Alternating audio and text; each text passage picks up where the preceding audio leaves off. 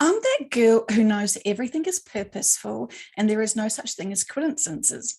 Coincidences, quinky dinkies.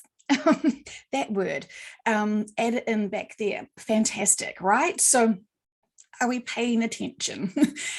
Very, very, very interesting. And the people that are coming in to have conversations with me, and what I am sort of noticing around during my days is, is very, very purposeful. So, fun times. Did a channeling yesterday, you may have heard about it, which was about knowing thyself. It seemed like they gave me a little nudge to also go in with the purpose of asking them, how do we know thyself, right? So, it's an easy thing to say, but what does it actually freaking mean, right? So we explore it.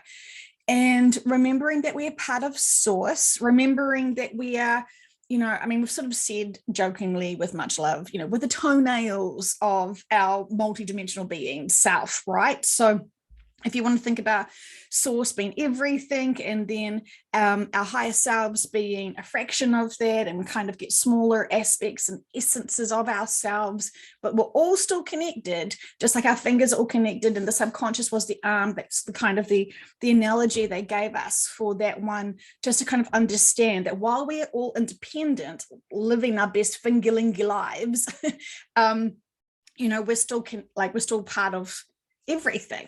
And I think they want us to really visually get a sense of that, even though, ironically, they were really wanting us to understand and start accepting that there is a difference between our souls and our bodies. And they were sort of saying to know thyself was to remove all senses of what the body is reading and translating and feeding into you, to be able to know the difference between this is my senses of my body and this is my soul senses, my soul essence. And it was quite interesting. They've sort of, they sort of give us all this imagery and trying to understand it for us to be okay with feeling into our mind's eye and to feel into where our thoughts actually reside, and know that it's okay. We're not really part of the body.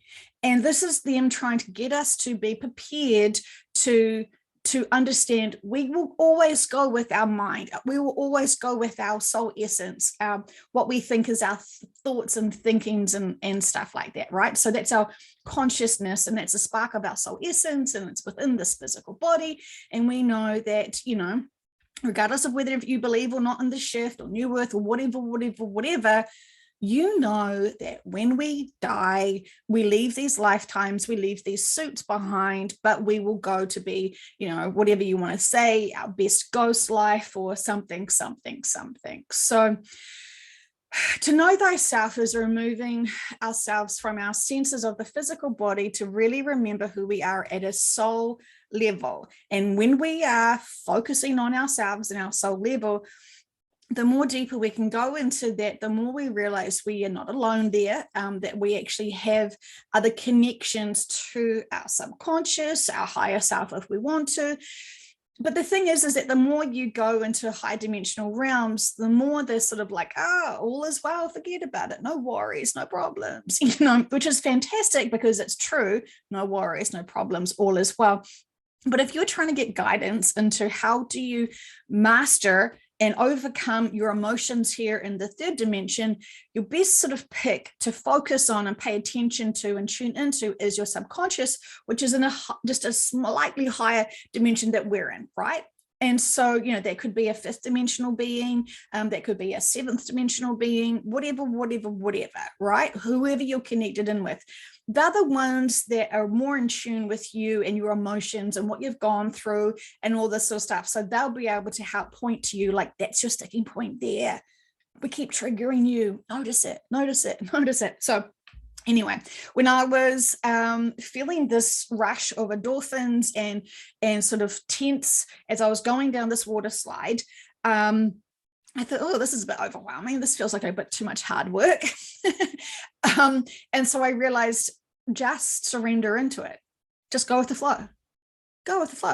And then it was so easy but it wasn't as thrilling. And it was just kind of like, okay, just like driving in a car, right? I guess the first few times, if we took a caveman and put him in my car and I drove him to do a school pickup, it would be the most terrifying ride of his life, her life, whatever's life, right? Not judging genders here, but that would be quite full on. And I guess that's going to be the same when we get evacuated. For those people who are going to certain other planets and blah blah blah blah blah, when those moments are occurring for us, it may be really scary to be picked up. And so anyway, when we notice that we're adding tension to the body, remember we have mastered relaxation at a profound level, right? Super easy. Go with the flow, my friends. And so anyway, after I did that channeling, all that sort of stuff, I was guided then to feel into Dolores Cannon saying, there's something more she wants me to explore. And, she wants me to now have a newer perspective of something that's significant that we can potentially work on in sessions, right? Love that. Love getting homework from Mrs. Cannon. That is, what I'm here for, right? Loving it. So anyway, this book, not only did she send me this book, but she also sent me a person, which is very interesting. So I'm all body tingles about having that experience. I freaking love it when Dolores moves the universes around to, not quite, but I just loving the dramatics when she's encouraging me to find someone to do a session with. It is fantastic and fully excited about that, right? So it's big awakenings for big soul beings here. And so jumped into that book and immediately saw a passage where they were trying to evacuate. I didn't read the whole chapter of it, which is interesting, right? But I just read this paragraph. So I'm assuming it was a whole planet that was dying. A lot of them had already passed. Beings were coming in to evacuate and help. And they were like, look around, notice what's happening, could you? And then jump on board, come with us, it's going to be okay, it's safe. And they were all like, oh no, we don't trust you, no thank you, we're not doing that.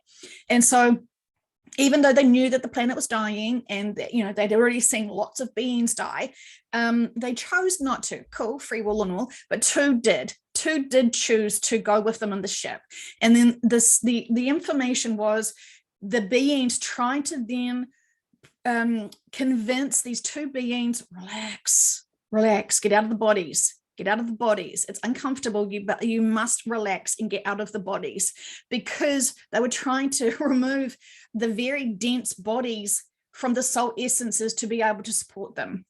Now it kind of feels like it was a smaller sort of ship and they weren't really able to sort of do it with the equipment that we know when you die and you get sort of fully, it's complicated, right? So anyway, my takeaway from that little passage was mind-blowing, because I was like, yes, this is what they're trying to say to us. Get used to surrendering in and not holding on to the body with fear. And I remember Dolores Cannon saying this now as I'm speaking 2 years ago in a session where she was being channeled, and she said, when the earth starts moving and things start shaking up, surrender and relax and release and let go. Do not hold on. It will be harder for you, more traumatizing for you to be in so much more panic, right? Surrender in. You know when it's coming, right? You know when it's coming.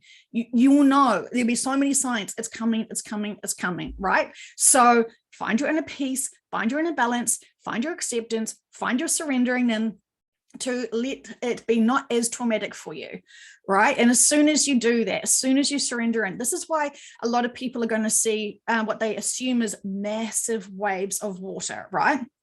If we saw a few raindrops, we're like, okay, cool, I can survive that. If you saw more than the sky of a big wave coming towards you, you would have an instant panic, but you would know it's not possible. Your mind and your body would be like, that's not survivable. Okay. So you would surrender into it. And as soon as you surrendered into it, as soon as you accepted, okay, game over now. I can't outswim that. I can't outsurf that. And as soon as you just surrender in, that's when I think you give your free will to be able to remove yourself. Of course, it's going to happen one way or another. So I think they're trying to say, master it and have that as an easier ride. But maybe you're all adrenaline junkies and this is your thrill. So, you guys do you. So you're very, very, very interesting what is being shared. And I had this conversation, really interesting conversation about Buddha. And they were sort of saying that he viewed talking to unawakened people as a waste of his time. And I was like, well, that's a little bit rude, isn't it? Like, how could he really think that it would be a waste of his time talking to the unawakened? Because, he's sowing those seeds. And so I had this conversation and it was really enlightening for me. Apparently, so as humans are talking and probably misquoting and misunderstanding, blah, blah, blah, blah, blah, but, we're all trying to like work together and understand the ways of the world. Apparently, Buddha refused to talk to people who are not on the verge of their enlightenment, their ascension. So and I sort of thought, God, that's a bit mean. He's like kind of ghosting them until they're ready to like, be at his sort of level. And I just sort of thought, God, that's tough love, isn't it? Geez, that's pretty full on. I sort of thought he just loved and liked everyone. And then I sort of thought, well, try to understand what I knew about Buddha and the experiences I've had with him in sessions when he was younger. I didn't sort of get to that age where he was, this big wise, loved guru at all. Because we were trying to figure out how he got to be that man. Anyway, so I kind of felt into it. I was like, I don't think it would be a waste of his time. I don't think he would view it as a waste of time because, sowing the seeds is always really helpful. And then I kind of got this epiphany that, well, isn't it kind of a waste when you give people seeds, but they refuse to honor that seed, to nurture that seed, to germinate that seed, and to love that seed, respect that seed, blah, blah, blah, blah, blah. And maybe he has just been selective with who's going to actually respect his wisdom. If he's talking about big advanced stuff and people are still, focused on small details of things, I guess he is kind of wasting his time, but I don't think he would be like judging that. But he also knows that it's an independent journey and you must be wanting to have bigger concepts and understanding. And so I feel like instead of him mansplaining it and giving people the information and answers, which they could then pick or choose whether they wanted to empower themselves or not, he kind of left them be and just did him. And then that motivated them to go on their own journey, own path, blah, blah, blah, blah, blah.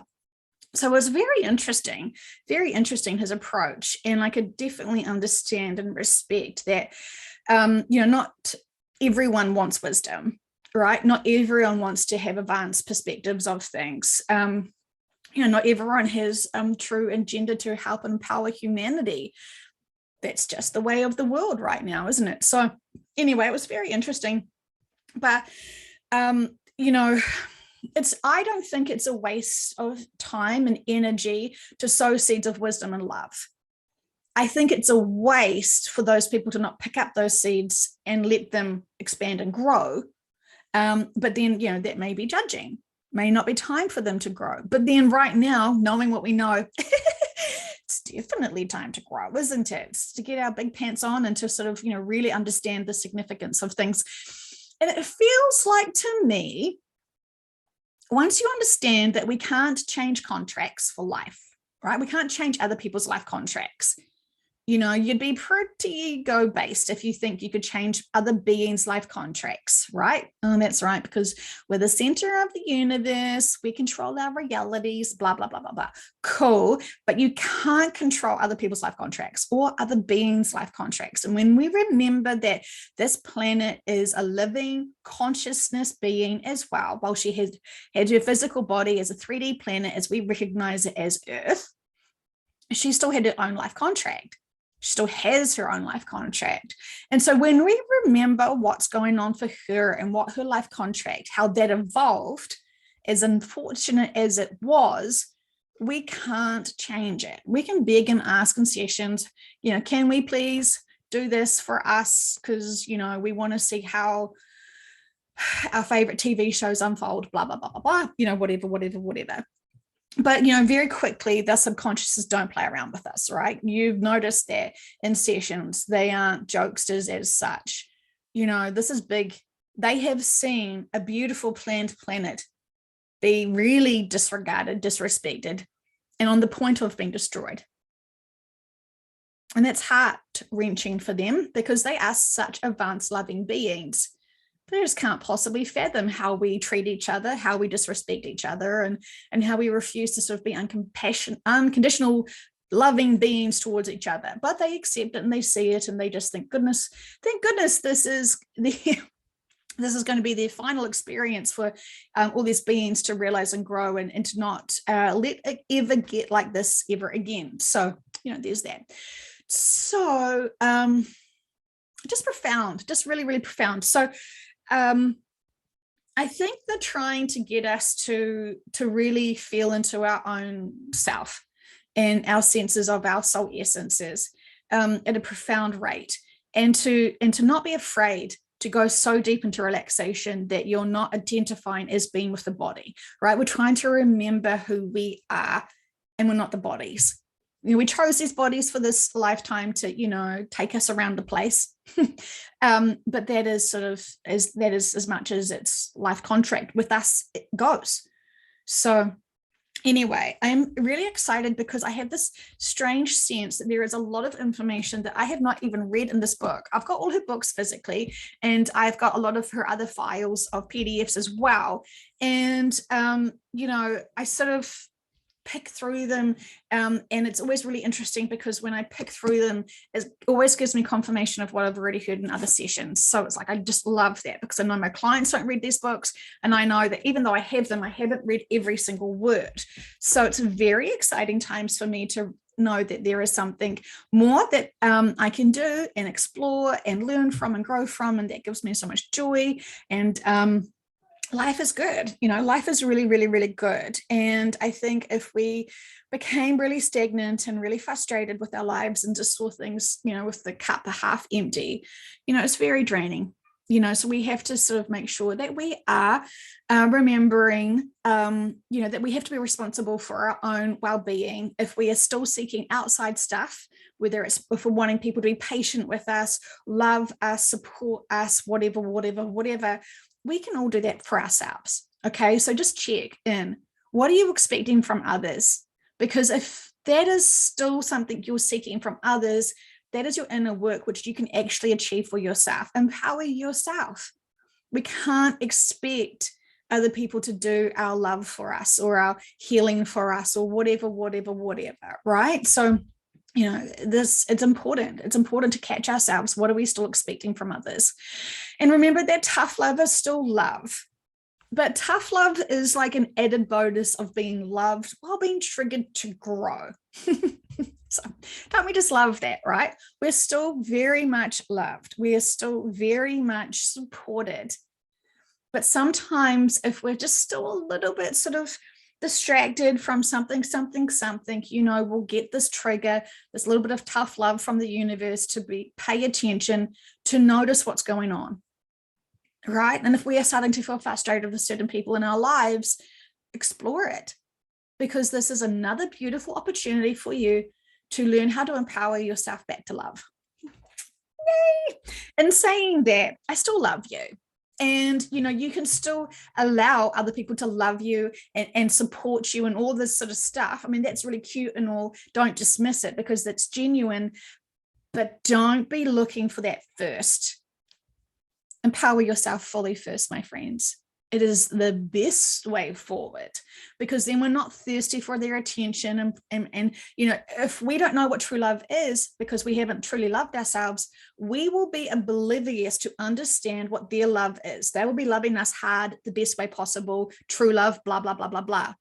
It's not until we recognize what true love is ourselves for us to actually see how other people love us.